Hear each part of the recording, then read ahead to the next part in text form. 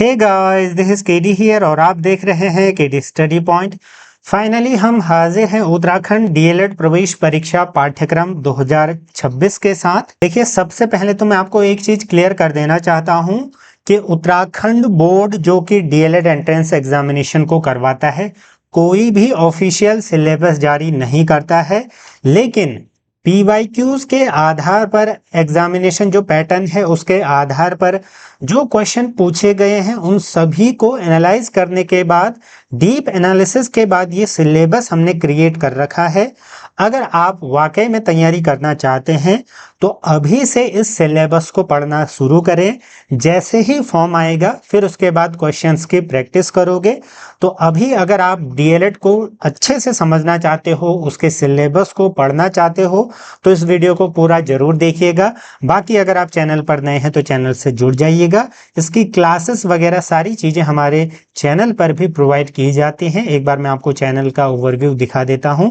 इस तरीके से एक डीएलएड की सेपरेट प्लेलिस्ट बनी हुई है जहां पर पीवाईक्यूज, इंपॉर्टेंट क्लासेस और भी बहुत सारे वीडियोस देखने को मिलेंगे। यहाँ पर क्लासेस वगैरह भी आपको देखने को मिलेंगी। तो जल्द ही इसकी क्लासेस भी हम शुरू करेंगे।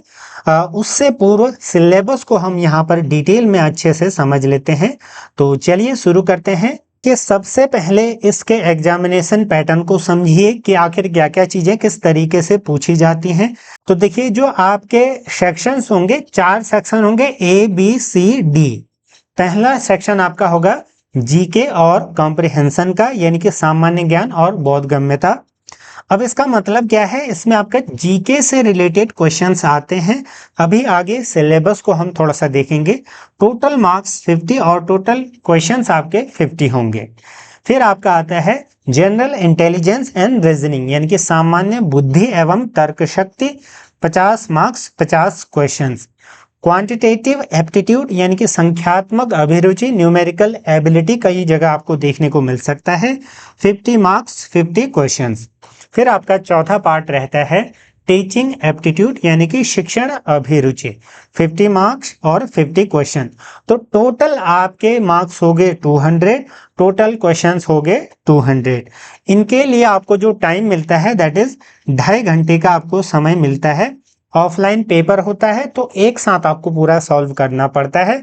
2.5 घंटे में आप पूरे पेपर को जिस पार्ट में जितना समय लेना चाहते हो उसके अनुसार आप सॉल्व करते हो। ठीक है, ये चीजें क्लियर होगी। तो अब आगे हम बढ़ते हैं, क्या क्या चीजें हैं। तो जो पहला सेक्शन था जनरल नॉलेज और कॉम्प्रिहेंशन का, तो कॉम्प्रिहेंशन में क्या क्या चीजें हैं उसको थोड़ा सा समझिए। पहला पॉइंट आता है करंट अफेयर्स का। तो नेशनल और इंटरनेशनल जो बेसिक बड़ी बड़ी चीजें हैं, डीप नहीं पूछा जाता है, ये ध्यान रखिएगा। डीप नहीं आता है, लेकिन जो ब्रॉडर एस्पेक्ट में कुछ चीजें हो रही होती हैं, देश दुनिया में घटित हो रही होती हैं, वो चीजें पूछी जा सकती हैं। ठीक, इसके अलावा इंडियन हिस्ट्री, वर्ल्ड हिस्ट्री के एक आध क्वेश्चन कभी कभी देखने को मिलती हैं, अदरवाइज ये उतना नहीं पूछा जाता। इंडियन हिस्ट्री बेसिक आप पढ़ सकते हो किसी भी पतली बुक से। पतली मतलब जो एक एसएससी वगैरह की बुक आती है ना, जिसमें 5-6 पेज में पूरी हिस्ट्री खत्म हो जाती है, तो वहां से आप इसको पढ़ सकते हो। इंडियन ज्योग्राफी, वर्ल्ड ज्योग्राफी, तो इंडियन ज्योग्राफी ही ज्यादा पूछी जाती है, वर्ल्ड को आप कैंसिल कर सकते हो। सबसे इंपॉर्टेंट आपको क्या क्या पढ़ना है थोड़ा सा मैं आपको यहाँ पर दिखा देता हूँ। ठीक है, रेड से मैं मार्क कर देता हूँ करंट अफेयर्स। इंडियन हिस्ट्री आपको पढ़नी है, इंडियन ज्योग्राफी थोड़ा बहुत आपको पढ़ना है। सबसे इंपॉर्टेंट है उत्तराखंड। तो उत्तराखंड से रिलेटेड जानकारी आपको अच्छे से पूरा समझ लेना है। ठीक है, एक बार पीवाईक्यूज देख लेना, उसके अनुसार क्या क्या चीजें किस तरीके से हैं। तो सबसे मेन आपको ये पढ़ना है उत्तराखंड फॉर्मेशन, कैपिटल डिस्ट्रिक्ट, ये सब। तो एक चीज आपको ये थोड़ा सा समझना है कि पीवाईक्यू ज्यादा से ज्यादा हल करो, और जो आपकी न्यूमेरिकल एबिलिटी है, यानी कि जो मैथ्स है, क्वांट है, प्लस रीजनिंग है, उसमें ज्यादा ध्यान दो। ठीक है, क्योंकि उसी के कारण आपका सिलेक्शन होता है, नहीं तो पूरा टाइम आपका उसी में कंज्यूम हो जाता है, जिस कारण से अन्य जो पार्ट होते हैं वो छूट जाते हैं। सबसे ज्यादा यही रेस्पॉन्स मुझे मिला है पिछले सालों में, तो ये ध्यान रखना। ठीक है, आपको मेनली अगर आप थ्योरी पढ़ना चाहते हो तो क्या पढ़ सकते हो, करंट अफेयर्स थोड़ा बहुत पढ़ते रहो, इंडियन हिस्ट्री आपको पढ़ लेना है, और साथ में ज्योग्राफी वगैरह और उत्तराखंड आपको अच्छे से कवर कर लेनी है। तो रेड से मैं मार्क कर रहा हूं जो इंपॉर्टेंट है, इंडियन पॉलिटी, कॉन्स्टिट्यूशन वगैरह, तो ये बेसिक्स आपको पता होना चाहिए। इंडियन इकोनॉमी में कुछ एक क्वेश्चन पूछे जाते हैं, तो थोड़ा बहुत आप ये बजट वगैरह, स्कीम्स वगैरह पढ़ सकते हो। ठीक, इसके अलावा कुछ क्वेश्चन जनरल साइंस से आते हैं, लेकिन अब इसके लिए आपको पूरा जनरल साइंस पढ़ने की जरूरत नहीं है। बेसिक अगर आपके पास कोई बुक है तो पढ़ सकते हो, नहीं तो PYQ से ही इसको पूरा कर सकते हो।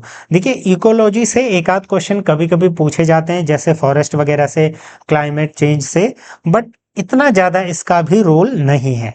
ठीक है, ये थोड़ा सा इंपॉर्टेंट है।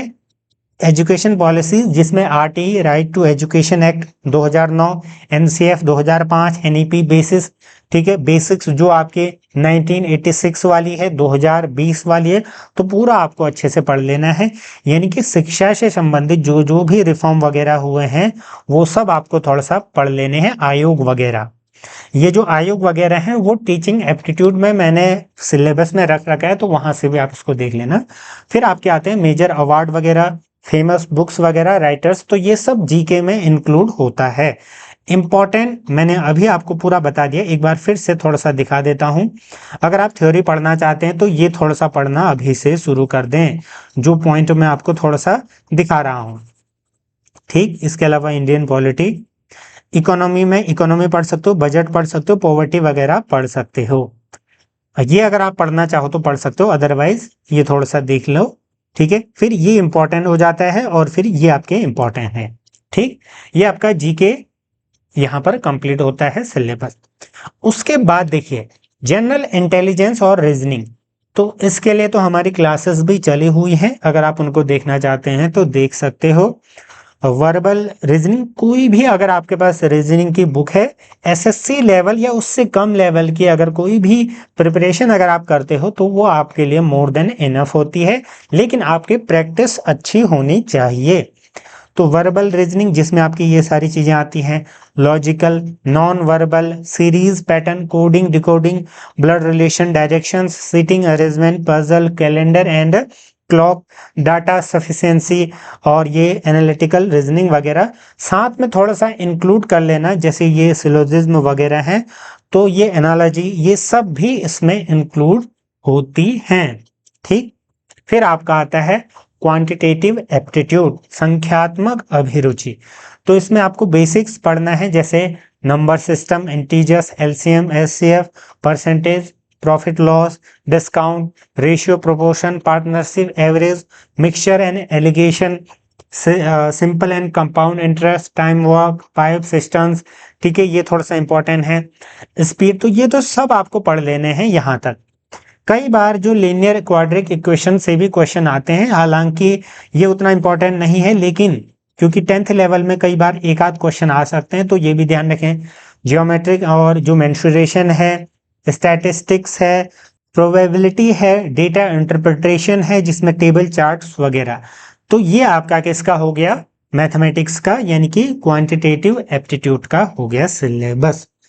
इसके अलावा देखिए टीचिंग एप्टीट्यूड के लिए आप क्या कर सकते हो कि हमारे चैनल पर जितने भी B.Ed के टीचिंग एप्टीट्यूड वाले क्वेश्चन पेपर हैं, 10-15 होंगे, उन सभी को हल करना है। उत्तराखंड DLED के 4-5 होंगे, उन सभी को हल करना है। अन्य YouTube चैनलों से जितने मिलते हैं उन सभी को हल करना है। तो वो सब अगर आप हल कर लेते हो और थोड़ा सा ये जो पढ़ लोगे, अगर आयोग वगैरह, NEP वगैरह ये सब, और साथ में थोड़ा सा इनको पढ़ लोगे, तो आपका पूरा हो जाता है। ये पूरा सिलेबस, थ्योरी वगैरह पढ़ने की भी आपको जरूरत नहीं है, लेकिन क्योंकि अभी समय ज्यादा है, थोड़ा बहुत पढ़ना चाहते हो तो YouTube में हर एक टॉपिक को सर्च करके इसको पढ़ सकते हो। इसमें वही चीजें हैं जो आपको डाइट में पढ़ाया जाता है, DLED में पढ़ाया जाता है, B.Ed में पढ़ाया जाता है। ठीक है, तो ये ध्यान रखिएगा। इस तरीके से आपका ये सिलेबस है।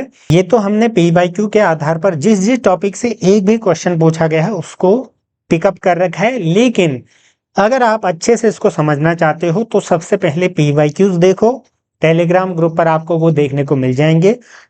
PYQ देख करके आपको अंदेशा लग जाएगा कि इन सभी में से किन किन टॉपिक से पूछा गया है। ठीक है, तो ये चीज थोड़ा सा ध्यान रखिएगा। बाकी जल्द ही आपके इसके फॉर्म आ सकते हैं। जैसे ही फॉर्म आएंगे एक एक जानकारी आपको यहाँ पर प्रोवाइड करा दी जाएगी। जुड़े रहें। धन्यवाद।